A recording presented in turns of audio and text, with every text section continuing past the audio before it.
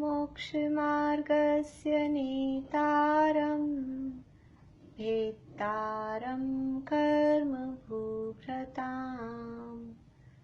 ज्ञातारं विश्वतत्त्वानां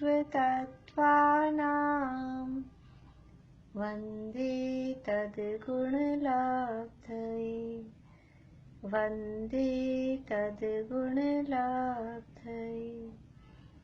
मोक्षमार्ग के नेता एवं कर्म पर्वतों के भेदक और विश्व के सब तत्वों के ज्ञायक चेतन संवेदक सद्गुण आप समान प्राप्त हो यही भावना भाकर देव विनय पूर्वक करूं वंदना बारंबार जिनेश्वर देव बारंबार जिनेश्वर देव।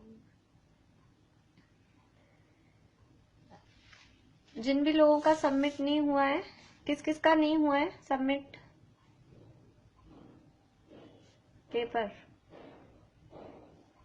अभी कौन बोल रहे थे सबमिट नहीं हुआ?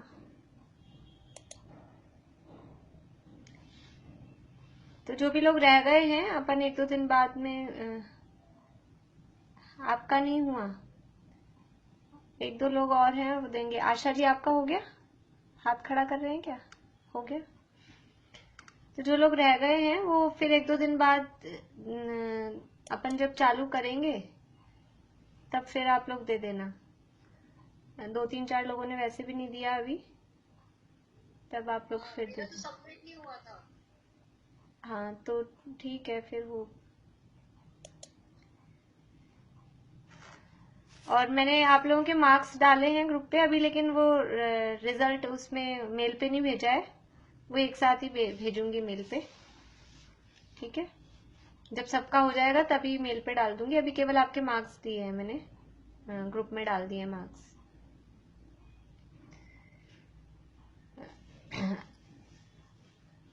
आज अपन पहले तो ये जो अपन जिनेंद्र वंदना बोलते हैं अभी जो श्रेयांसनाथ भगवान की, उसका अर्थ कर लेते हैं। उसके बाद में फिर अपन जो कुछ भी समय बचेगा फिर अपन आगे पढ़ेंगे।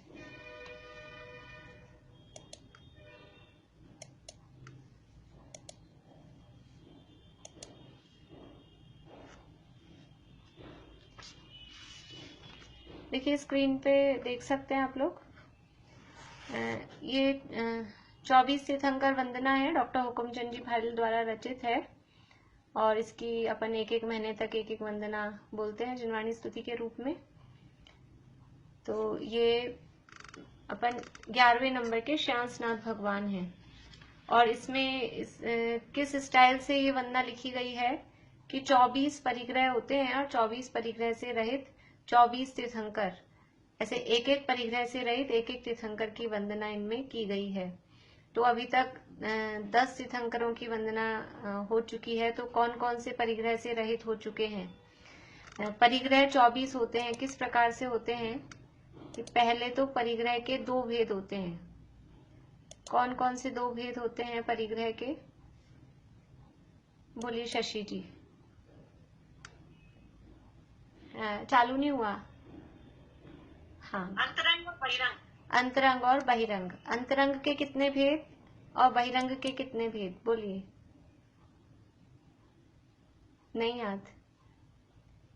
चलिए, और कौन बता सकते हैं अंतरंग परिग्रह के कितने भेद हैं, बहिरंग परिग्रह के कितने भेद हैं?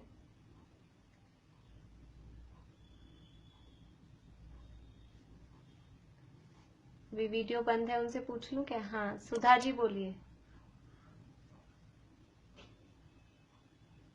अनम्यूट करिए, आपकी आवाज नहीं चालू हुई। अंतरंग के 10 और बहिरंग के 14। अंतरंग के 10 और बहिरंग के 14 लॉक कर दूं? हाँ सही है।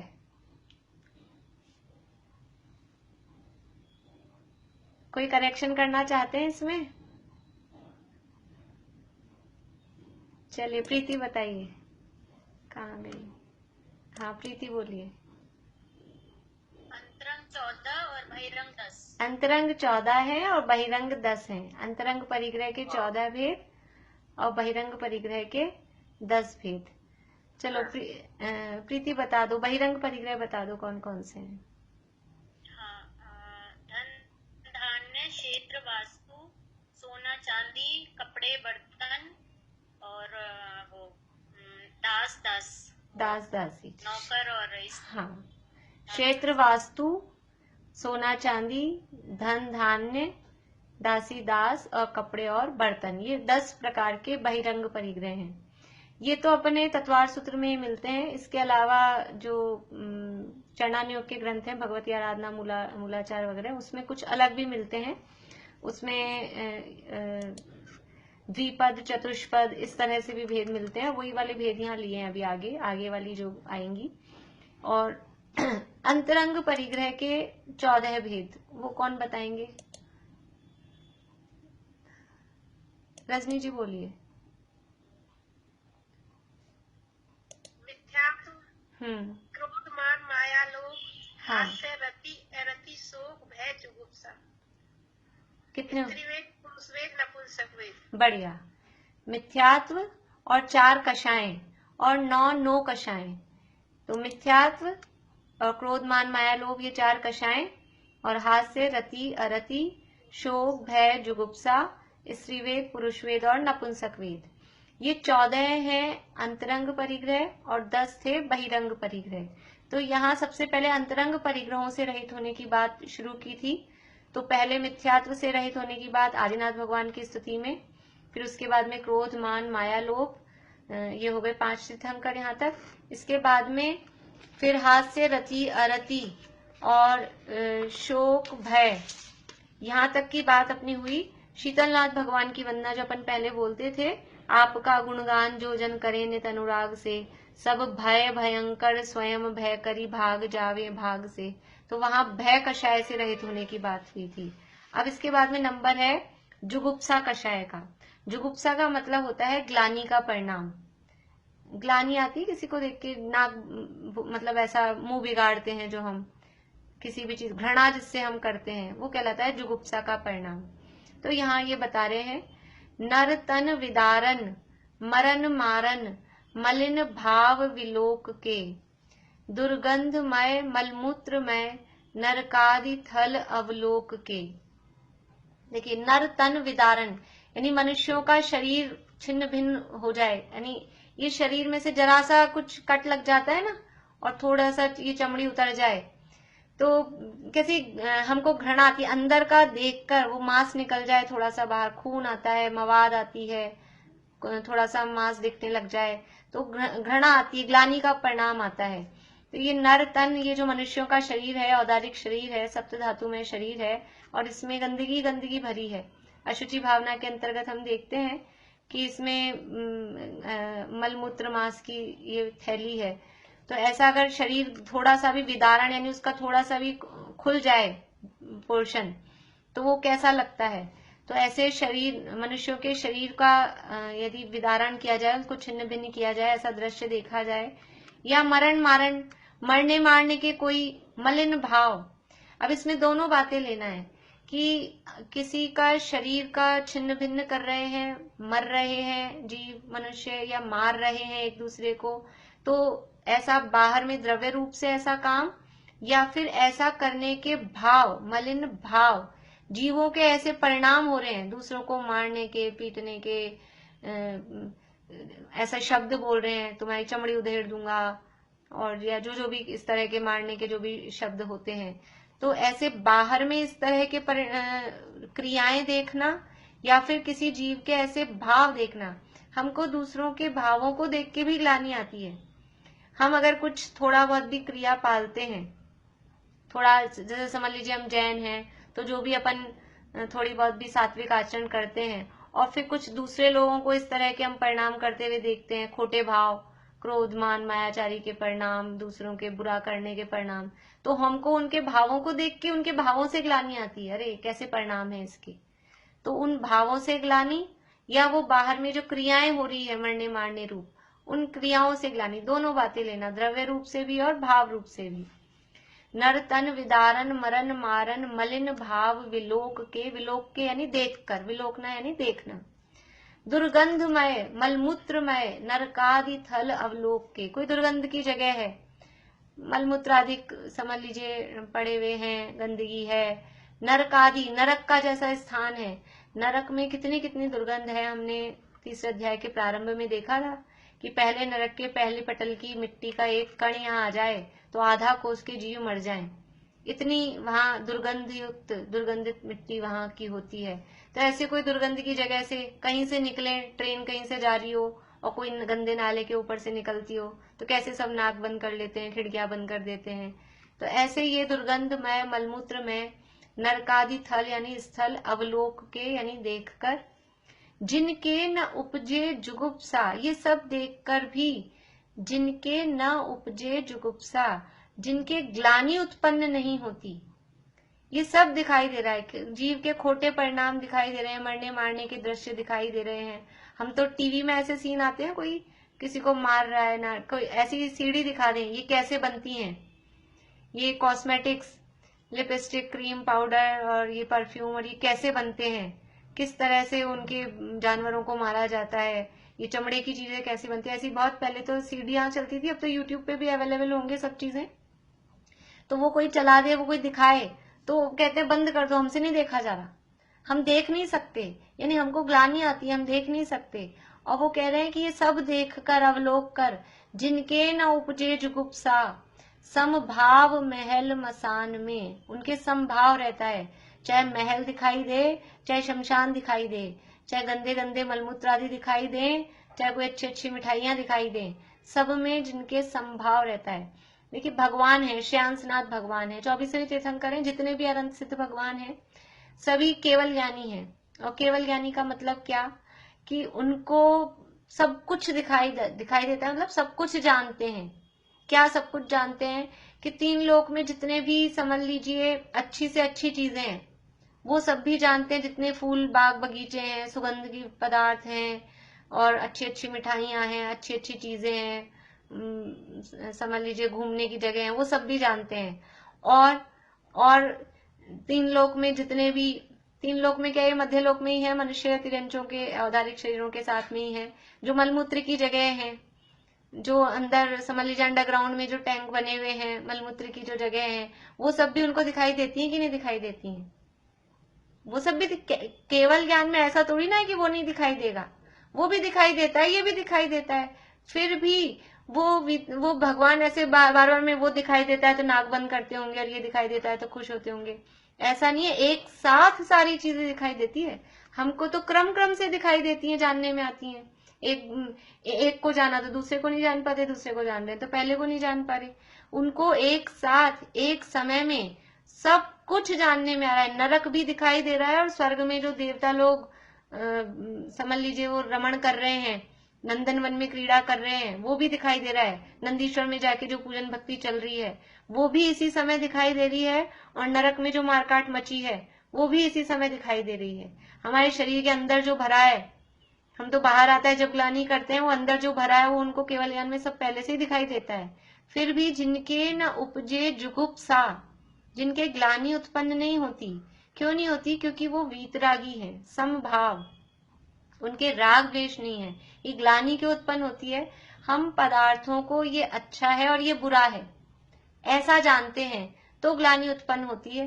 और जब पदार्थ ये दिखे कि ये तो पुद्गल है, जैसा ये द्रव्य है वैसा ये द्रव्य है, इसमें सब पुद्गल का परिणमन है, कि अभी थोड़ी देर पहले जो बहुत समझ लीजिए बादाम का हलवा हमने मेहनत से बनाया और जिसको खाया बड़े चाव से, वो थोड़ी देर बाद उसका क्या होगा, जो बादाम का हलवा हमने खाया थोड़ी देर बाद उसका क्या होने वाला है, कि थोड़ी देर बाद कुछ भी खाओ, चाहे बादाम का हलवा खाओ, चाहे रसगुल्ले खाओ, चाहे मालपुए खाओ, सबका क्या बनने वाला है, कि वो मली बनने वाला है 2-4 घंटे बाद में। तो ये तो अभी हमको इसको देख के राग उत्पन्न हो रहा है, हलवा, मालपुआ, रसगुल्ला, गुलाब जामुन, ये देख के तो राग उत्पन्न हो रहा है। और फिर वही चीज 2-4 घंटे बाद वो परिणमित हो जाती है उसकी अवस्था बदल जाती है तो हमें द्वेष होता है। तो ये राग द्वेष, वस्तुओं को अच्छा बुरा मानने में राग द्वेष उत्पन्न होता है। और जब ये समझ में आ जाए कि पदार्थ कोई ना अच्छा है ना बुरा है, तो क्या होगा, ये राग द्वेष नहीं होता है। तो भगवान तो समस्त मोह राग द्वेष से रहित होते हैं, वीतरागी होते हैं, इसलिए उनके जुगुप्सा अर्थात ग्लानि उत्पन्न नहीं होती, संभाव रहता है कोई सी भी परिस्थिति हो। एक उदाहरण दिया है महल मसान, यानी अपोजिट दो चीजें दी है कि महल हो, अच्छी से अच्छी जगह हो, या शमशान हो, खराब से खराब जगह हो, जिसे हम खराब और अच्छा समझते हैं, ऐसा सब में उनके संभाव रहता है। वे श्रेय श्रेयस कर श्री श्रेयांश विचरे ध्यान में। ऐसे वे जो श्रेय हैं, श्रेय मतलब यानी कि श्रेय हैं और श्रेय करने वाले हैं। श्रेय का मतलब होता है कि उत्कृष्ट हैं, वो श्रेष्ठ के अर्थ में श्रेय नहीं, पर श्रेय जैसे हम बोलते हैं ना इसका श्रेय किसको है, वैसा वाला भी श्रेय अर्थ नहीं है। बोलिए अनीता जी, कुछ पूछना आपको? नहीं। तो ये श्रेय का मतलब वे श्रेय हैं और वे श्रेयस्कर हैं, वो श्रेय करने वाले हैं। श्रेय का अर्थ है यहाँ अच्छा, अच्छे के अर्थ में कि वो ही अच्छे, अच्छे मीन्स अच्छा भी, कि वो ही उत्कृष्ट हैं, उसी अर्थ में लेना है, वही उत्कृष्ट हैं और वो ही उत्कृष्ट करने वाले हैं। ऐसे श्री, श्री ऐसा करके लिखा है, श्री मतलब ये वाले श्री, जो श्री नाम के आगे अपन लगाते हैं।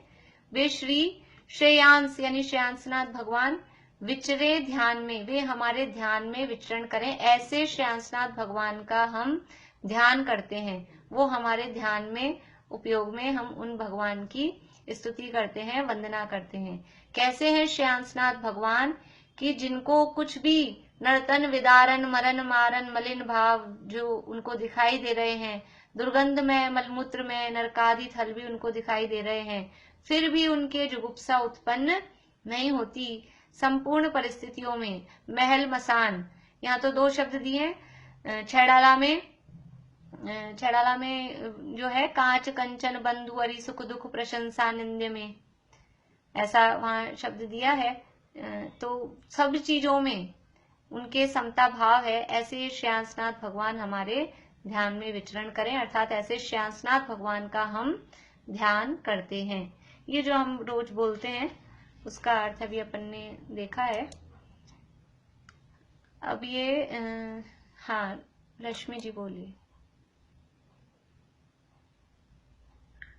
ये जो बताया थे आपने बहिरंग 10 धन्य दान सोना चांदी दासी दास, उसका आगे का क्या था?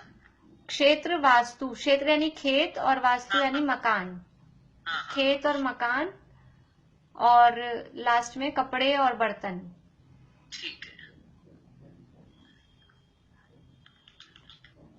बोलिए शशि जी। अपने जो संवेदनशील के जो 8 अंग है, निर्विचिकित्सा और जुगुप्सा एक ही कहलाएंगे, एक टाइप ही है क्या? हाँ, जुगुप्सा का अपोजिट है निर्विचिकित्सा। विचिकित्सा का अर्थ भी जुगुप्सा ही होता है। विचिकित्सा या ग्लानि या जुगुप्सा एक ही बात है, और उसका अपोजिट है निर्विचिकित्सा।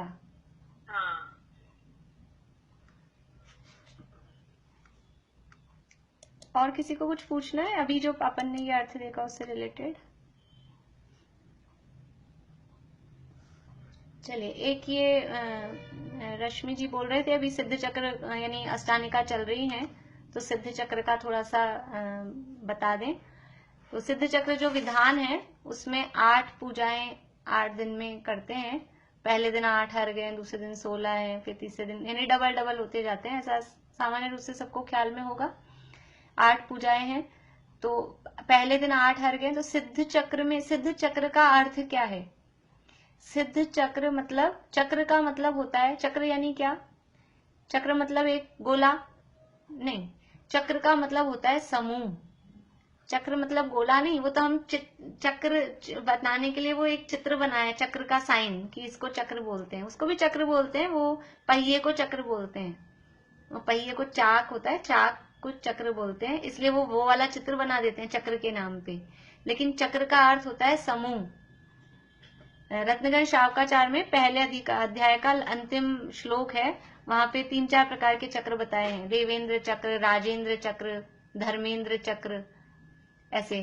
तो वहां चक्र का अर्थ है समूह, तो सिद्ध चक्र मतलब सिद्धों का समूह, उसका नाम है सिद्ध चक्र। और उसका विधान, विधान किसे कहते हैं? विधान का मतलब है भेद प्रभेद सहित विस्तार से वर्णन करना, उसको कहते हैं विधान। किसी चीज का विस्तार से वर्णन करना, और विस्तार कब होगा कि उसके भेद प्रभेद डिटेल बताओ, तो उसको कहते हैं विधान। अपने यहाँ तत्वार सूत्र में पहले अध्याय का 8वां सूत्र है, उसमें ये शब्द आता है सत संख्या क्षेत्र स्पर्शन, नहीं 7वां सूत्र है, निर्देश स्वामित्व साधन अधिकरण स्थिति विधानतः। तो वहां विधान का अर्थ यही है, विधान का मतलब है भेद प्रभेद करके विस्तार से जानना।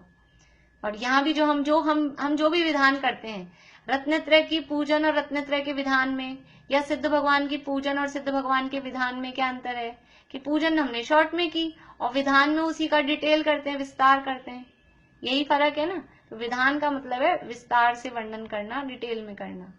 तो ये सिद्ध चक्र विधान है। ये संत लाल जी द्वारा, कवि संत लाल जी हुए हैं लगभग 200 वर्ष पूर्व, 150-200 वर्ष पूर्व उन्होंने ये रचा है। और इसमें 8 पूजाएं हैं, क्योंकि अष्टानिका के में इसलिए इसका विशेष प्रचलन चलता है कि 8 पूजाएं हैं, एक दिन में एक पूजा। और जो इसके अर्घ हैं, सिद्धों का गुणगान किया गया है। तो सिद्धों का गुणगान इस रूप में किया गया है। पहले दिन उनके 8 गुण, जो 8 कर्मों के अभाव में 8 गुण प्रकट हुए, उनको अर्घ चढ़ाकर, फिर दूसरे दिन और विशेषताएं करके वो 8 के दुगने 16, फिर तीसरे दिन 32 गुणों का स्मरण किया, ऐसा। फिर जो चौथे पूजा है उसमें 64 अर्घ हैं। तो वो 64 अर्घ अब किस तरह से यानी उसका विस्तार करें, तो 64 रिद्धियां प्रसिद्ध हैं। तो वहां वो चौथे दिन वाली जो पूजा है उसमें 64 रिद्धियों का वर्णन है, 64 रिद्धि विधान भी उसको अपन कह सकते हैं। और फिर उसके बाद में 128 हैं 5वें दिन में। तो 128 में 108 अर्घ तो वो हैं जो हम 108 प्रकार से पाप करते हैं, और उन 108 पापों के त्याग के लिए हम 108 बार नमोकार मंत्र या जो भी मंत्र बोलते हैं माला में। 108 दाने होते हैं माला में, वो क्यों होते हैं कि 108 प्रकार से हम पाप करते हैं, और उन 108 प्रकार से पापों का निवारण हो, वो पाप हमारे मिथ्या हो, उसके प्रायश्चित के लिए वो 108 बार कोई भी मंत्र का जाप किया जाता है। तो वैसे वो ये अपना सूत्र आएगा इसमें 6ठे अध्याय में, ये सूत्र आएगा जीवाधिकरण के भेदों में। आद्यम समरम समारंभ आरंभ योग कृत कार्यतानुमत कषाय विशेषे त्रिस चतुष्टैक्षय, जिसे आलोचना पाठ में बोलते हैं समरम्भ समारंभ आरंभ मन वच तन कीने प्रारंभ कृत कारित मोदन करके क्रोधादि चतुष्टय धर के। तो ये 4 चीजें हैं, समरंभ समारंभ आरंभ, ये एक ग्रुप हुआ 3। फिर मन वचन और काय, ये हो गए 3। फिर कृत कारित और अनुमोदना, ये हुए 3। और क्रोध मान माया लोभ 4 कषाय, ये हुए 4। तो 3 गुणा 3 गुणा 3 गुणा 4, ये सब आपस में मल्टीप्लाई करेंगे तो आ जाएगा 108, 108। तो ऐसे 108 प्रकार से पाप करते हैं। उसकी डिटेल में चर्चा अपन वहां 6ठे अध्याय में पहुंचेंगे तभी करेंगे पूरा, अभी सामान्य रूप से।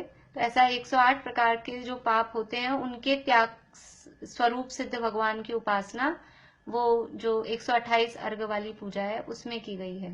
फिर उसके बाद में है 256 अर्घ।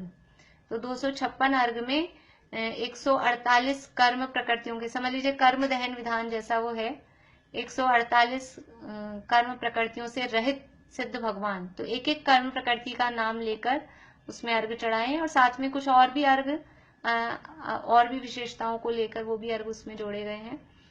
तो ये हुआ। उसके बाद में है 512 अर्घ।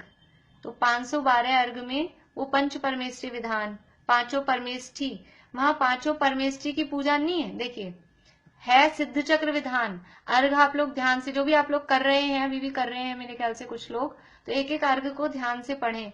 तो अर्घ में यही आएगा सिद्ध परमेष्ठी ने, कि उपाध्याय से के गुण से युक्त ऐसे जो सिद्ध परमेष्ठी, पूर्व में उपाध्याय थे अब वो सिद्ध हो गए, क्योंकि अर्घ चढ़ा रहे हैं सिद्धों को ही, अरहंतों को सिद्धों को अर्घ नहीं चढ़ाया वहां पर, अरहंतों को, उपाध्यायों को, आचार्यों को, सिद्धों को ही अर्घ चढ़ाया, तो वो सारे अर्घ सिद्धों के ही लिए कहे गए हैं। फिर जो अंतिम पूजा है वो 1008 उसमें अर्घ हैं, 1024 हैं और 1008 नाम कहे जाते हैं भगवान के। भगवान के 1008 नामों से इंद्र उनकी स्तुति करता है। यद्यपि अनंत गुण है प्रत्येक जीव में और भगवान में भी अनंत गुण है, फिर भी वो इंद्र अपना भक्ति भाव प्रकट करता है और वो 1008 नाम लेकर, अलग अलग विशेषण नाम मतलब उनकी विशेषताओं से कि आप ऐसे हो, यानी अलग अलग विशेषताएं बता के वो 1008 नामों से उनकी स्तुति करता है। तो वो 1008 नामों के स्वरूप वो अर्घ हैं और फिर कुछ अर्घ और हैं। और 1008 क्यों लगाया जाता है आप लोगों को पता है? तीर्थंकर परमात्मा के आगे लिखते हैं 1008। आजकल तो परंपरा नहीं है, पुराने जो कोई मंदिर होते हैं तो जो मूल नायक भगवान होते हैं, जो मंदिर है तो वहां ऐसा नाम होता है मंदिर का, श्री 1008 शांतिनाथ दिगंबर जिन मंदिर, 1008 लिखा जाता था। पंचकल्याणक भी होते थे तो 1008 आदिनाथ जिन बिंब पंचकल्याणक महोत्सव। तो तीर्थंकर भगवान के आगे 1008 लगाया जाता है और मुनिराज के आगे 108 लगाया जाता है और आरिका माता जी के आगे 105 लगाया जाता है। तो भगवान के आगे 1008 क्यों लगाया जाता है कि उसके एक तो ये कारण है कि भगवान के 1008 नामों से इंद्र उनकी स्तुति करता है। दूसरा कि जब जन्म होता है तीर्थंकर भगवान का तो 1008 कलशों से पांडुक शिला पे ले जाकर उनका अभिषेक किया जाता है। दूसरा ये कारण हुआ।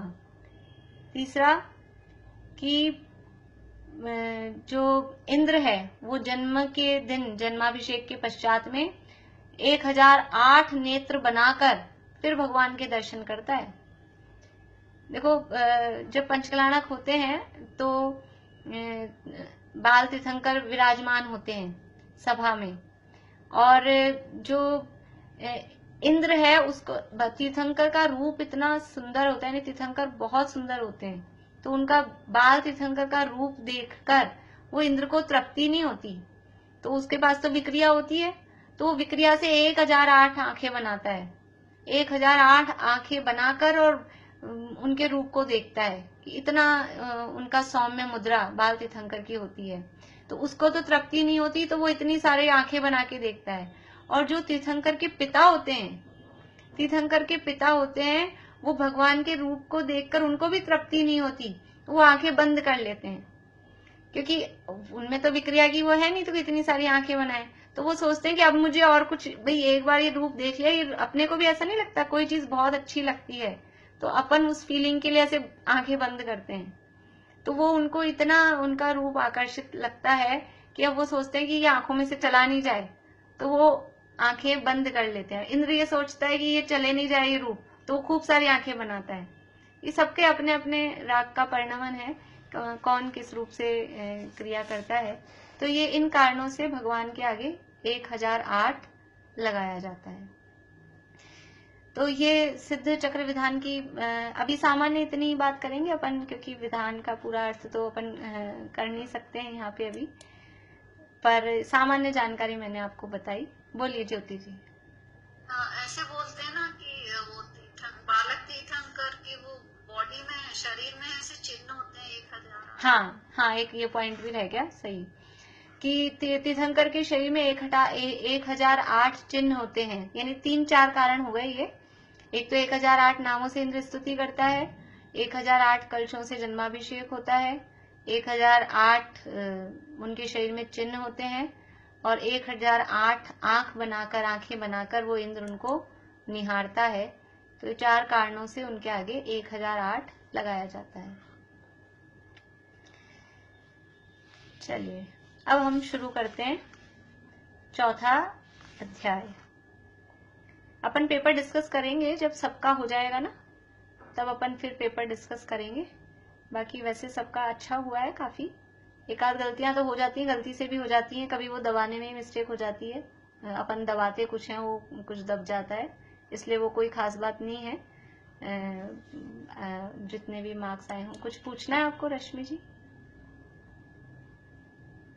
वो एक ढाई दीप वाले में आंसर कौन सा था? ढाई दीप वाले में वो आंसर मैंने कहा ना, आंसर बाद में बताएंगे, अभी जब सबका हो जाएगा ना, अभी कुछ लोगों का नहीं हुआ है, जब सबका हो जाएगा फिर आंसर मैं भेज भी दूंगी आपको, तो आंसर बाकी बोलिए अनीता जी।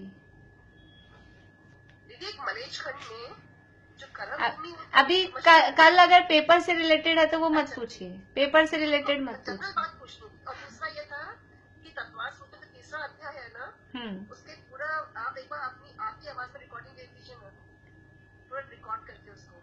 अच्छा, ये सूत्रों की? हाँ, सूत्रों की। अब वापस हमेशा की हो जाएगा वो तो मुझे टाइम हो, हाँ अभी टाइम पॉसिबल हो। हाँ, अदरवाइज ये अपन इसमें तो रहती है, लेकिन वो अलग अलग क्लासेस में हो जाती है। एक पूरी रिकॉर्डिंग करके उसकी जब पॉसिबल हो तो भेज दीजिए। ठीक है, थैंक यू। बाकी ऐसे यूट्यूब पे मिल जाएगी औरों की भी, आपको आपकी आवाज में भेज दीजिए, हम लोग को पढ़ने में इजी रहेगा। ठीक है, देखती हूँ मैं। चौथा अध्याय पृष्ठभूमि, यहीं से पढ़ते हैं। पेज नंबर है 177, 177 नंबर पेज है। तत्वार्थ मणि प्रदीप नामक जो ये पुस्तक है अपनी, डॉक्टर हुकुम चंद जी भारिल वाली। हाँ बोलिए शशि जी। मैं ये कह रही थी कि जैसे हम लोगों को क्या इतनी ज्यादा प्रैक्टिस नहीं होती लिखने की, करने की, तो जैसे आप एक्सप्लेन करते हैं, हमारे नया सब्जेक्ट होता है, हमें वो सुनना भी होता है, और फिर लिखने जाते हैं तो उसमें से आधा हमारे वॉश आउट हो जाता है, तो वो पूरा ना लिखा जाता है, तो कुछ थोड़ा आप जैसे 2-3 बार तो समझाती तो नहीं, तो उसकी जगह आप एक बार बोलते कि आप नोट डाउन कर दें, तो वो हम नोट डाउन भी हो जाएगा। वही बस वो फिर थोड़ा फ्लो एक्चुअल में क्या है, तरीका तो होता है पढ़ाने से पहले मैं खुद लिख लूं, लेकिन मुझे भी इतना टाइम नहीं मिल पा रहा कि मैं पहले लिख लूं, तो वो फिर क्या होता है, मैं फिर देख के तो बोल सकती हूँ, ऐसे क्या फ्लो में तो बोलते जाते हैं, और ऐसे बिना देखे फिर मैं रुक रुक के बोलूं, वो थोड़ा फ्लो नहीं बन पाता है। तो जो चीज आप लिख रहे हो, लिखना चाहते हो, तो फिर आप बोल दीजिए कि एक बार आप धीरे धीरे बोल के लिखवा दीजिए। जैसे अभी ये वाली जो बात थी, आप समझाते हैं, एक बार आप समझाते हो, फिर आप 2-3 बार बोलते भी हो, वापस रिपीट होता है सब्जेक्ट, तो हाँ। उसमें सेकंड टाइम आप यदि आप वो माइंडसेट कर सकते हो तो बोल दे कि आपने लिख लीजिए, लिखना चाहें तो हम लिख। हाँ, तो वो मैं बोलती इसीलिए 2-3 बार कि जो लोग लिखना चाहते हैं वो फिर उतने में लिख लें, मतलब उसका मतलब ही यही होता है कि मैं बार बार में रिपीट इसीलिए करती हूँ कि भाई आप लोग अगर लिख रहे हैं तो जिनका भी छूटता होता है तो वो उसको लिख लें। फिर भी आगे से मैं कोशिश कर लूंगी इस तरह से कि आप बोले। आपका माइंडसेट हो सकता हो, आपको दिक्कत नहीं हो तो कोई बात नहीं, हो जाए तो ठीक है। ठीक,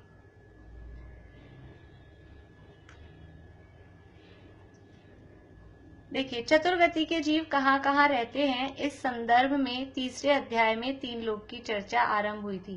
देखिए चल क्या रहा था तत्वार सूत्र में, तत्वार सूत्र में 7 तत्व का वर्णन करना है, और पहले अध्याय में तो जानने के उपाय बताए गए हैं कि 7 तत्व को जानना है और 7 तत्व का श्रद्धान करना है, वो सम्यक दर्शन है, लेकिन वो जाने बिना श्रद्धान होता नहीं है। तो किसको जानना है और किसके द्वारा जानना है, वो पहले अध्याय में बताया कि 7 तत्व को जानना है, और जानने के उपाय बताए कि मुख्य उपाय तो है प्रमाण और नय, और उसका ही वर्णन पूरे अध्याय में किया। प्रमाण मतलब 5 प्रकार के ज्ञान, और फिर नयों का वर्णन किया अंतिम सूत्र में, और उपाय बताए 4 प्रकार के निक्षेप बताए थे, और निर्देश स्वामी साधन अधिकरण सत्संख्या क्षेत्र स्पर्शन। ये पहले अध्याय में तो प्रमाण यानी जानने के उपायों का वर्णन था। दूसरे अध्याय से जीव तत्व का वर्णन चालू हुआ है मुख्य रूप से। सामान्य रूप से कहते हैं तो पहले से 4 अध्याय जीव के ऐसा कह देते हैं, लेकिन मुख्य रूप से दूसरे अध्याय से जीव तत्व का वर्णन चालू हुआ। और दूसरे अध्याय में सबसे पहले जीव के 5 भाव बताए, फिर जीव का लक्षण बताया, फिर जीव के भेद प्रभेद बताए, और फिर वो संसारी जीव के डिटेल जीव के भेद प्रभेद बताए। फिर इंद्रियों के आधार पर जीव के भेद हैं तो इंद्रियों का वर्णन किया। उसके बाद में शरीरों का वर्णन किया, योनियों का वर्णन किया, जन्म कैसे होता है, एक भाव से जाता है दूसरे भाव में जन्म लेता है तो किस प्रकार से जन्म लेता है, ये सारा वर्णन दूसरे अध्याय में किया। तो ये वर्णन करने के बाद ये प्रश्न उठा कि ये जीव पाए कहाँ जाते हैं, होते कहाँ हैं। तो फिर जीवों के रहने के स्थान बताने के लिए ये तीसरे अध्याय में उनकी जगह बताई कि 3 लोक हैं और ये अधोलोक इस तरह से है, वहां कौन रहते हैं, और मध्य लोक है, वहां कौन रहते हैं, किस तरह की उसकी रचना है। तो अधोलोक का और मध्य लोक का वर्णन तो तीसरे अध्याय में किया। अब है ऊर्ध्वलोक का वर्णन। तो यहाँ कह रहे हैं कि तीसरे अध्याय में 3 लोक की चर्चा आरंभ हुई थी, क्योंकि एक आकाश यानी अलोकाकाश को छोड़कर शेष 5 द्रव्य तो लोकाकाश में ही रहते हैं। लोकाकाश 3 लोक में विभाजित है। ये हमने शुरू में देखा था कि एक आकाश द्रव्य है और उस आकाश द्रव्य में जितने एरिया में धर्म, पुद्गल, जीव और काल ये द्रव्य भी पाए जाते हैं, यानी वो एरिया कहलाता है लोक। और वो कितने एरिया में पाए जाते हैं बाकी के 5 द्रव्य कि 343 घन राजू, इतने एरिया में बाकी के सारे द्रव्य भी पाए जाते हैं। और जितने एरिया में ये सारे द्रव्य पाए जाते हैं उसको लोक कहते हैं। तो कह रहे हैं कि शेष 5 द्रव्य लोकाकाश में ही रहते हैं। और ये जो लोकाकाश कहो या लोक कहो, लोक शॉर्ट में बोलते हैं, लोकाकाश पूरा नाम है उसका। तो ये लोक 3 भागों में विभाजित है, अधोलोक, मध्यलोक और ऊर्ध्वलोक। नारकी अधोलोक में रहते हैं और मनुष्य मध्यलोक में, किंतु तिर्यंच और देव तीनों लोकों में पाए जाते हैं। यह वैसे भी बोल्ड है और आप अंडरलाइन भी कर सकते हैं ये बात कि नारकी कहाँ पाए जाते हैं, मनुष्य कहाँ पाए जाते हैं, और तिर्यंच और देव वो कहाँ पाए जाते हैं। इसको और हम बारीकी से देखें तो मनुष्य यहाँ लिखा है मध्यलोक में, और उसकी भी हम और वो देखें तो मनुष्य मध्यलोक में भी केवल 2.5 द्वीप में ही पाए जाते हैं। तो ये तिर्यंच और देव है वो तीनों लोक में पाए जाते हैं। निगोदिया जीव भी तिर्यंच ही है और वे सर्वत्र पाए ही जाते हैं। तिर्यंच तीनों लोक में किस रूप में पाए जाते हैं कि जो एक इंद्रिय जीव है, निगोदिया तो है ही, इसके अलावा भी पृथ्वी, जल, अग्नि, वायु जो जीव हैं, एक इंद्रिय जीव, वो पूरे तीनों लोक में सब जगह पाए जाते हैं। देवों में भी कुछ व्यंतर और भवनवासी प्रथम नरक के खर और पंख भाग के रूप में अधोलोक में तथा कुछ व्यंतर मध्य लोक में रहते हैं। देवों के स्थान हमने देखे थे अधोलोक के वर्णन में। जो पहली पृथ्वी थी रत्नप्रभा, रत्नप्रभा पृथ्वी का जो खर और पंख भाग था, वहां पर भवनवासी और व्यंतर देवों के भवन थे, वो वहां रहते हैं। इसके अलावा मध्यलोक में हमने यद्यपि बहुत ज्यादा उनके नाम वाम से ऐसा नहीं देखा, लेकिन सामान्य रूप से हमने देखा कि जम्बूद्वीप की जो भी रचना है, तो चाहे हिमवन पर्वत हो, चाहे पद्म सरोवर हो, चाहे वो गंगा नदी की गंगा कूट हो, चाहे आगे समझ लीजिए और नदियां वगैरह जितने भी पर्वत हैं, चाहे मानुषोत्तर पर्वत हो, चाहे ईश्वाकार पर्वत हो, चाहे रुचकवर पर्वत हो, सब जगह देवों के, व्यंतर आदि देवों के रहने की वो जो उनकी टोक बनी हुई है, उसमें से जहां पर अकृत्रिम जिनालय है तो एक टोक में अकृत्रिम जिनालय है, बाकी सब टोक में कौन रहता है? कहीं 8 टोक है, कहीं 9 टोक है, कहीं 11 टोक है। तो वहां कौन रहता है कि सब जगह व्यंतर आदि देवों के रहने के स्थान है। तो ये हमने देखा कि मध्य लोक में ये व्यंतर और ज्योतिष देव भी रहते हैं, व्यंतर और भवनवासी देव भी रहते हैं। ज्योतिषी तो मध्य लोक में रहते ही हैं। ज्योतिषी देव किसे कहते हैं? अभी तक हमने 2 नाम तो ज्यादा सुने, व्यंतर और भवनवासी। तीसरे टाइप के देव हैं ज्योतिषी देव। ज्योतिषी देव अर्थात जो सूरज चांद तारे हमें दिखाई देते हैं, ये सब ज्योतिषी देवों के रहने की जगह हैं। इसमें जो रहते हैं देव, वो देव कहलाते हैं ज्योतिषी देव। तो हम ऐसा कह देते हैं सूरज चांद तारे आदि ज्योतिषी देव हैं, ऐसा शॉर्ट में कहते हैं। लेकिन ये जो हमें दिखाई देते हैं सूरज चांद तारे, ये तो सब उन देवों के रहने के स्थान हैं, और इन स्थानों को भी सूरज चांद तारे ऐसे कह देते हैं। वास्तव में सूर्य नाम का देव होता है, चांद चंद्रमा नाम का देव होता है, ऐसे वो देवों के नाम हैं, लेकिन उनके रहने की जगह को भी हम सूरज चांद तारा ऐसा कह देते हैं। ऐसा ही है जैसे सौधर्म स्वर्ग, पहले स्वर्ग का नाम है, कुछ लोगों को पता होगा जिन्होंने पहले से पढ़ा हुआ है। पहले स्वर्ग का नाम है सौधर्म स्वर्ग, और उसका जो इंद्र है राजा, इंद्र मतलब वहां का जो राजा है, उसका नाम भी क्या है? सौधर्म इंद्र। तो स्वर्ग का नाम भी वही है, इंद्र का नाम भी वही है। ऐसे ही वो जो रहने की जगह है, विमान है, उसका नाम भी सूर्य, और उसमें जो इंद्र रहता है उसका नाम भी सूर्य देव जो रहता है, वो दोनों के नाम सेम होते हैं। ये ज्योतिषी देव कहलाते हैं। बोलिए शशि जी। इसमें पहला स्वर्ग ऊपर होगा, ऐसा है? वो अभी अपन पढ़ेंगे। ऊपर मीन्स जैसे नरकों में पहला नर्क ऐसे ऊपर से नीचे है, हाँ, इसमें नीचे से ऊपर जाएगा, नीचे से ऊपर जाएगा। हाँ, जैसे नरकों में पहला नरक सबसे ऊपर था, फिर दूसरा नरक उसके नीचे, तीसरा, क्योंकि वहां कहा था अधोअध है, एक के नीचे एक है, तो पहला नरक नीचे से स्टार्ट नहीं हुआ था, पहला ऊपर, फिर उसके नीचे दूसरा, फिर उसके नीचे तीसरा, ऐसे हैं। और स्वर्ग कैसे हैं कि यहाँ मध्य लोक के ऊपर पहला स्वर्ग, फिर उसके यानी पहला दूसरा, ऐसा वो अभी अपन रचना पढ़ेंगे, फिर उसके ऊपर तीसरा चौथा, फिर पांचवा छठा, ऐसे एक के ऊपर एक है। स्वर्गों की रचना एक के ऊपर एक है और नरकों की रचना वो एक के नीचे एक है, ऐसा है। तो ये ज्योतिषी देव है, वो कहाँ रहते हैं कि ज्योतिषी देव तो मध्यलोक में ही रहते हैं। ये सूरज चांद तारे जो हमको दिखाई दे रहे हैं, ज्योतिषी देवों के विमान, ये सब मध्यलोक में ही है। और ये कहाँ है, अभी अपन ने सुमेरु पर्वत की रचना पढ़ी है, अभी इनकी हाइट वगैरह अपन देखेंगे तो अपने को आश्चर्य होगा कि ये तो सुमेरु पर्वत कितना ऊंचा है और ये तो कितने नीचे है। ज्योतिषी तो मध्यलोक में रहते ही हैं। एक वैमानिक देव ही हैं जो ऊर्ध्व लोक में रहते हैं, स्वर्गों में रहते हैं। देखिए, कहने को है देवगति, और देवगति में और स्वर्ग में ये दो शब्द हैं। एक शब्द है देवगति और एक शब्द है स्वर्ग, दोनों में अंतर है। क्या अंतर है कि देवगति कहने में चारों प्रकार के देव आ गए। भवनवासी भी देवगति के देव हैं, व्यंतर भी, ज्योतिष भी और वैमानिक भी, ये सब देवगति के देव हैं। लेकिन स्वर्ग कहेंगे तो स्वर्ग में केवल जो ऊपर ऊर्ध्व लोक में 16 स्वर्ग और उसके ऊपर जो जो है वही स्वर्ग कहलाएंगे। ये स्वर्ग वाले देव नहीं कहलाते। भवनवासी, व्यंतर और ज्योतिषी ये स्वर्ग के देव नहीं कहलाते। देवगति के देव तो हैं लेकिन ये स्वर्ग के देव नहीं है। तो ये हीन जाति के देव हैं, और इसमें से दो का मूल निवास स्थान तो अधोलोक में है, भवनवासी और व्यंतरों का तो, और ज्योतिषियों का निवास स्थान मध्यलोक में है।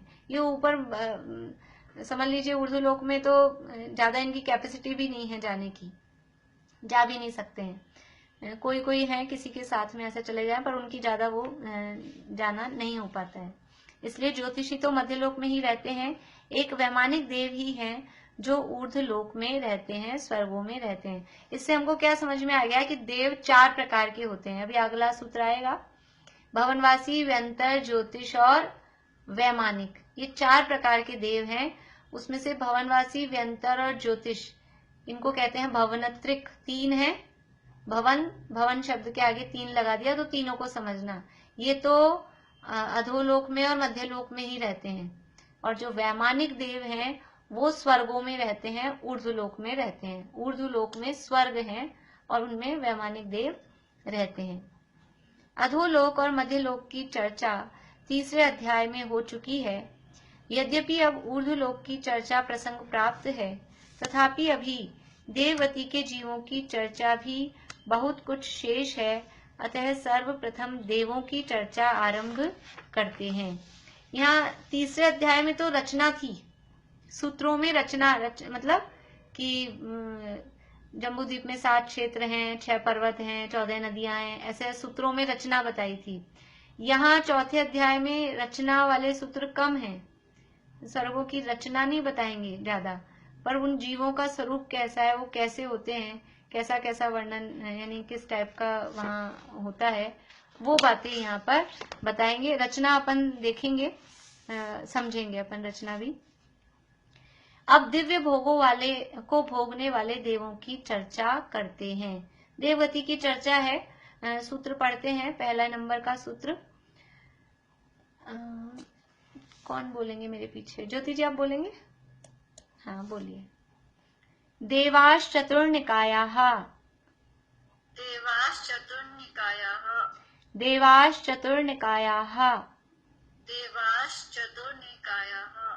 देवाः यानी देवाः, ये शय बना है ना, आधा शय, तो इसकी संधि विच्छेद करेंगे तो ये विसर्ग बन जाएगा आधे शय का। तो देवाः चतुः निकाया, निकाय कहते हैं भेद को या उनके प्रकार को, समूह को, ऐसा। तो देव वो देवाह बहुवचनवाची शब्द है। तो देव चार निकाय वाले या चार प्रकार के समूह, काय कहते हैं समूह को, और निकाय का अर्थ भी वही है, समूह। जैसे अभी द्रव्य संग्रह में प्रकरण चला था अस्थि काय का, तो वहां भी काय किसे कहा था कि समूह। काय शब्द है वो समूहवाची है, और निकाय शब्द भी उसी का अर्थ वाला है। तो देव चार प्रकार के होते हैं, या देव चार समूहों में होते हैं, यानी देवों के चार ग्रुप होते हैं, चार समूह होते हैं। देवों के चार निकाय होते हैं, अथवा देव चार निकाय वाले होते हैं। देव किसे कहते हैं? देव किसे कहते हैं? पहले ये तो समझ ले, हम देव चार प्रकार के होते हैं वो तो हमने देखा, लेकिन देव कहते किसे हैं? देव की परिभाषा क्या है? परिभाषा मीन्स कि देवों को पहचाने कैसे? तो देव शब्द का अर्थ अलग अलग रूप से किया जाता है। दिव धातु से देव शब्द बना है। देव शब्द दिव अर्थात जो दिव्य शरीर के धारी हैं। देव किसे कहते हैं? जो लोग लिख रहे हैं वो लिख लें। जो दिव्य शरीर के धारी हैं और जो दिव्य भोगों को भोगते हैं। पीछे कहीं आई है परिभाषा देव की?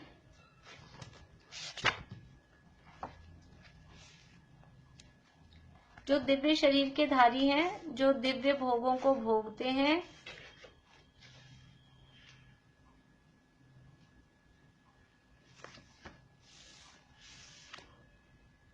उन्हें देव कहते हैं। ये तो सामान्य परिभाषा हुई शब्द से, देव शब्द से जो अर्थ निकलता है। और अगर अपन कर्णा नियोग के अनुसार देखें तो जिनके देवगति नाम कर्म का उदय होता है, देव आयु का उदय होता है, उन्हें देव कहते हैं। तो इसको अपन मिला के भी लिख सकते हैं कि देवगति नाम कर्म के उदय से जो दिव्य भोगों को भोगते हैं, दिव्य शरीर के धारक होते हैं और अणिमा महिमा आदि रिद्धियों से सहित होते हैं। 11 प्रकार की रिद्धियां, जो विक्रिया रिद्धि होती है 11 प्रकार की, उन रिद्धियों से सहित होते हैं। फिर से बोलती हूँ पूरी। जो देवगति नाम कर्म के उदय से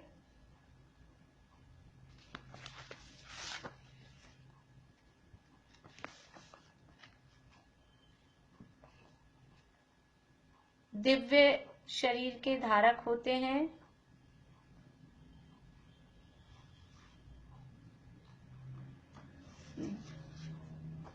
दिव्य भोगों को भोगते हैं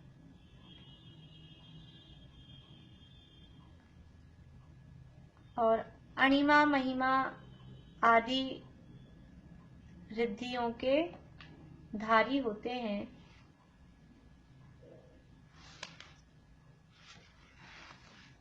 उन्हें देव कहते हैं।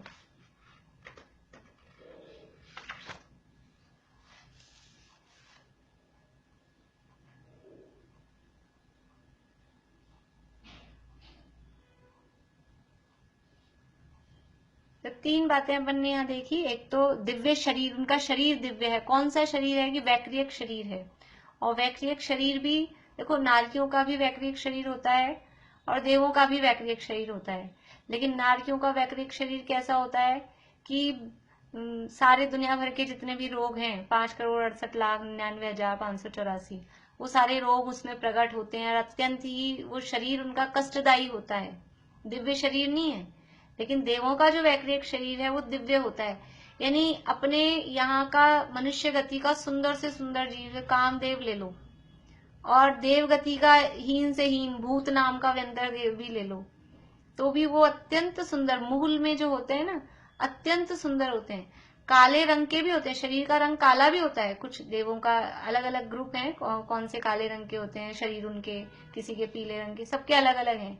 लेकिन अगर काले रंग के शरीर वाले देव भी हैं तो भी अत्यंत सुंदर, ऐसे दिव्य, अलग ही उनके शरीर में एक अलग ही एक चमक वो होती है। तो वो दिव्य शरीर के धारक होते हैं खून हड्डी मांस होते नहीं हैं और कोई किसी प्रकार के रोगाधिक, शरीर में थकान, घुटनों में दर्द, कमर में दर्द, बाल सफेद हो जाना, दांत हिल जाना, ये कोई समस्याएं नहीं है। बाल ही नहीं होते तो बाल गिरने की और झड़ने की और सफेद होने की समस्या ही नहीं है देवों में, क्योंकि वहां बाल ही नहीं होते। वैक्रियक शरीर में बाल नहीं होते हैं, इसलिए वो कोई समस्या नहीं है। और जहां तक मैं समझती हूँ, क्योंकि हड्डी खून मांस से रहित होता है तो दांत भी नहीं होते होंगे, खाना कुछ पड़ता ही नहीं, उनको चबाना ही नहीं पड़ता, दांत क्या काम आएंगे वहां पे। और ये दांत है, ये हड्डी रूपी है, और वो वैक्रियक शरीर है तो उसमें हड्डियां होती ही नहीं है, तो उनके दांत भी नहीं होते, तो इसलिए दांत का डेंटिस्ट का काम नहीं। प्रीति की दुकान देवगति वालों के लिए नहीं चलेगी डेंटिस्ट का काम नहीं है वहां पे। और ये बालों का भी कुछ काम नहीं है, और बच्चे भी नहीं होते, ना बाल ना बच्चे, तो कोई टेंशन ही नहीं है। इसलिए वो दिव्य शरीर के धारक हैं और दिव्य भोगों को भोगते हैं। कौन से भोग हैं दिव्य? हमने भोग भूमि की बात करी, कल्प वृक्ष वहां होते हैं। भोग भूमि के देखो, यहाँ का जो चक्रवर्ती है, चक्रवर्ती के जितने भोग होते हैं, चक्रवर्ती मतलब 6 खंड का अधिपति, और उसके भोजन की बात मैंने शायद एक दिन आपको बताई हो कि आज उसका जो भोजन चलना है, उसकी प्लानिंग उसकी 365 दिन 364 दिन चलती है। यानी आज की तारीख में जो खाना बनना है 25 नवंबर को, तो यानी अगले साल की 25 नवंबर को जो भोजन बनना है उसकी तैयारी वो आज की 25 नवंबर से या समझ लो 26 नवंबर से चालू हो जाएगी। ऐसा इतना भोजन ऐसा बनता है उसका। तो उस चक्रवर्ती से अनंत गुना सुख होता है भोग भूमि के जीवों को, और भोग भूमि के जीवों से अनंत गुना सुख, इंद्रिय सुख की बात है, आत्मा के सुख की बात नहीं है, भोगों की बात है, वो होता है देवों में। हल्के से हल्का भी अपन आगे देवों के टाइप्स देखेंगे, हल्के से हल्के जाति का भी देव है तो भी उसके पास भोग पूरे हैं, भोगों में कोई कमी नहीं है। तो दिव्य भोगों को भोगते हैं, और जो उनका शरीर है वो विक्रिया से सहित है, और विक्रिया रिद्धि 11 प्रकार की होती है। अणिमा, महिमा, गरिमा, लघिमा, प्राप्ति, प्राकम, प्राकाम्य, ईशित्व, वशित्व, अंतर्धान, इस तरह से। तो इस तरह की वो रिद्धियां सबको ही बाय बर्थ, जन्म से ही वो इस तरह की रिद्धियां, अवधि ज्ञान, ये सब उनको जन्म से ही होता है, वो देव कहलाते हैं। और ऐसे ये देव ये 4 प्रकार के होते हैं, भवनवासी, व्यंतर, ज्योतिष और वैमानिक। ये नाम हमको याद ही है। और ये किसे किसे कहते हैं, भवनवासी क्यों नाम पड़ा, व्यंतर क्यों नाम पड़ा, वो सबकी चर्चा अपन कल करेंगे आगे। अभी किसी को कुछ पूछना है इस संदर्भ में?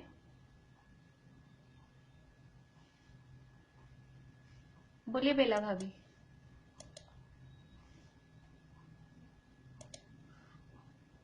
म्यूट हो गया, वापस अनम्यूट करिए फिर।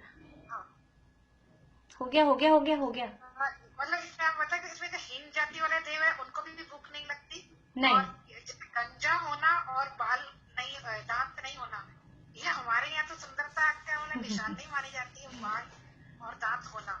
फिर देव सुंदर कैसे हुए? फिर भी सुंदर हैं, इसीलिए तो फिर भी सुंदर हैं। यानी हम ये तो नहीं मान सकते कि देव बदसूरत होते होंगे, इसलिए हमने तो यहाँ कल्पना, हम जो भी पिक्चर देखते हैं देव, मान लो किसी अन्य मती भगवानों की, तो उनमें सब में बाल और ये दांत दिखाए जाते हैं। अपने भी मंदिरों में जो समझ लीजिए जो वेदी पे बनाते हैं ना चवर ढोड़ते हुए, तो ऐसे ऐसे बाल बनाते हैं सबके, क्योंकि वो कल्पना ही वही है, किसी को ये ख्याल में नहीं आता। ये तो समझ लो अभी कुछ समय से ही ये चला है, मतलब ये बात की देवों के जब वैक्रियक शरीर है, वैक्रियक शरीर ये सप्त धातु से रहित है, तो फिर उनके शरीर में बाल नहीं हो सकते, ये नाखून नहीं हो सकते। हीन जाति के देव उनको भी भूख नहीं लगती? भूख नहीं लगती मतलब वही, जितनी आयु है उतने 1000 वर्ष बाद भूख लगती है, तो वो कंठ से ही अमृत झड़ जाता है, चबाना वाना कुछ पड़ता ही नहीं है, कंठ से अमृत झड़ जाता है। बस इतना सा विकल्प आता है कि भूख लगी है, और इतना विकल्प अपन ने तो इतना बोला है, उनको तो इतना फील हुआ और वो कंठ से अमृत झड़ गया, फिनिश, तृप्ति हो गई। प्यास वगैरह कुछ महसूस ही नहीं करेंगे तो उनको फिर क्या फील लगता है?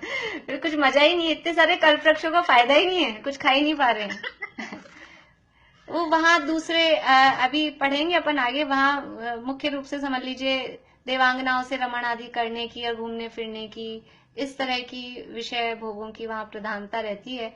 और इसीलिए और एक जैसे आप कह रहे हो कि बच्चे नहीं होते, तो सूर्य मतलब सूर्य पुत्र शनि कहा जाता है, मतलब सूर्य का पुत्र शनि कहा जाता है, शिव का पुत्र गणेश कहा जाता है, तो फिर ये क्या है? ये तो सब अपन 5वें अध्याय में पढ़ रहे हैं ना, ये तो अपनी तो है ही नहीं ये बातें, ये तो सब अन्य मान्यताएं हैं।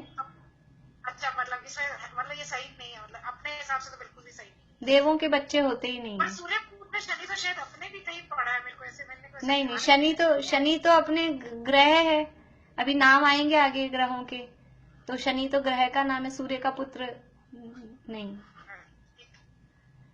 यानी देवों में इस वैक्रियक शरीर है, वैक्रियक शरीर में इस तरह से बच्चे वगैरह नहीं होते। बोलिए। ज्योति दीदी बुक चाहिए थी हमें, तत्वार्थमणि प्रदीप, इधर आ सकते हैं क्या आप लोग? कोई स्मारक? अच्छा, स्मारक में मिल जाएगी? स्मारक में अगर आ सकते हैं तो ठीक है, नहीं बाय पोस्ट भिजवाएंगे तो बाय पोस्ट भेजने मतलब पहुंचने में टाइम कितना लग जाएगा वो कह नहीं सकते, कभी तो जल्दी से आ जाती है, कभी टाइम लग जाता है। तत्वार्थमणि प्रदीप है। हाँ, तो स्मारक में मिल जाएगी, और जब तक नहीं तो मैं PDF और सेंड कर देती हूँ वापस, जब तक बुक नहीं मिल पा रही है। और अगर नहीं मंगवा पाओ तो बता देना, एड्रेस भेज देना, तो फिर बाय पोस्ट भिजवा देंगे। ठीक, चलिए अभी यहीं पूरा करते हैं।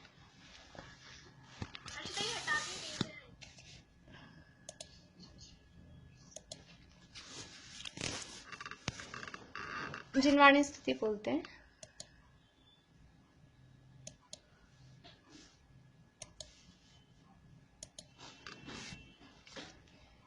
नर्तन विदारन मरण मारन मलिन भाव विलोक के, दुर्गंधमय मल मूत्रमय नरकादि थल अवलोक के, जिनके न उपजे जो गोप्सा समभाव महल मसान में, वे श्रेयस कर श्री श्रेयांस विचरे